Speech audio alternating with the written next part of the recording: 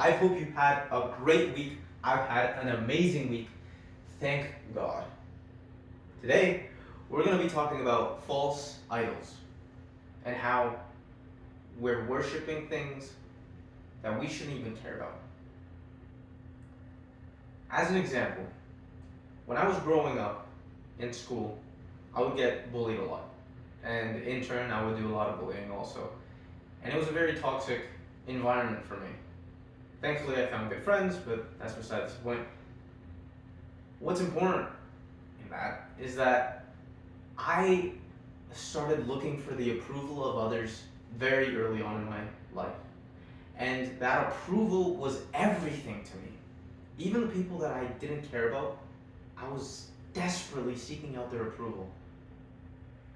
And this culminates into an idol that I've had in my life for a long, long time. And that is worshiping the approval of others. How many things have I been motivated to do solely because I felt as though others would approve of me? It's almost innumerable. I can't count them. So many of my actions, so many of my goals, so many of my innate desires were driven by that desperate seeking of approval. Now, I was not a people pleaser. I'm very much oppositional, but I still looked for their approval. Contradictory, enough. And I feel as though this is most tangibly noticeable in my life with my romantic relationships. When my last ex, which was like almost 5 years ago now, when her and I broke up, I was desperately seeking her approval.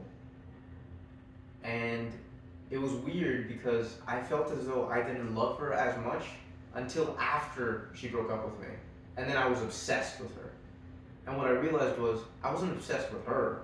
I was obsessed with this idea, this idol that I had made for my whole life of looking for someone's approval.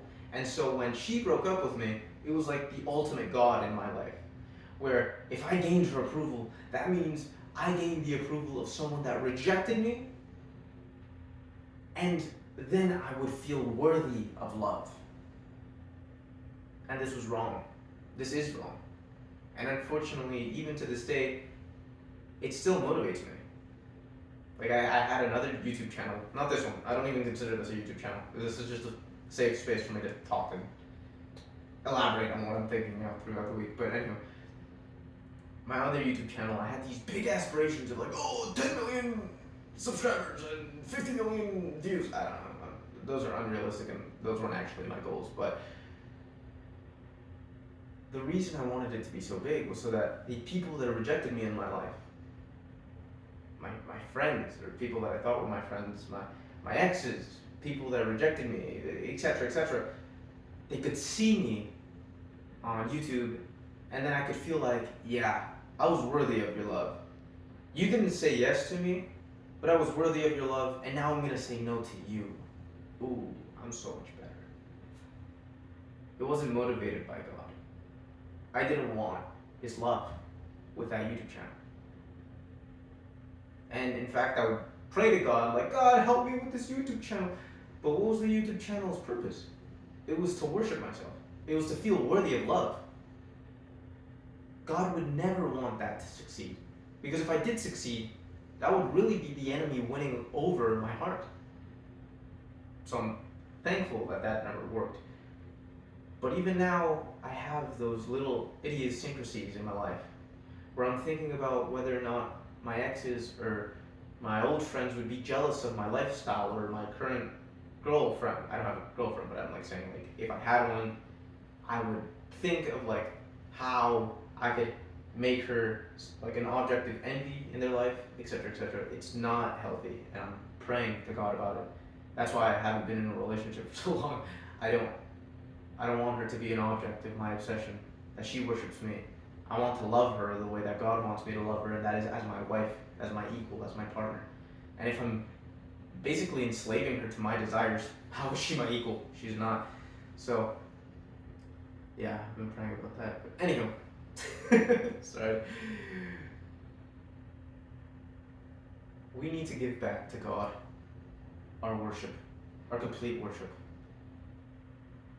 Our worship in what we do, how we do it, why we do it. Are we doing this for God's love? Are we doing this for the expansion of God's kingdom? Or are we doing this to feel worthy of love? Are we doing this to prove to ourselves that we are good? Are we doing this because we want the honor, the exaltation, the respect of others? Why are we doing this? Are we doing it for God? And when we start asking those questions and we start bringing our desires to God, that is when we will see that we begin to worship God faithfully, truthfully, lovingly. So my brother and sister, I pray that this week you could just sit down and have an honest and sincere conversation with God, asking Him if He is the sole reason for everything you do, and if not, why? Where are those idiosyncrasies in your life? So that you can give them back up to God. So that when you do, He purifies it and makes it something for you to use to get to Him even closer. I pray that you have the strength to do this, as I pray that I have the strength to also do the same. I love you. He loves you. That's infinitely more important. Have a great week. Stay blessed.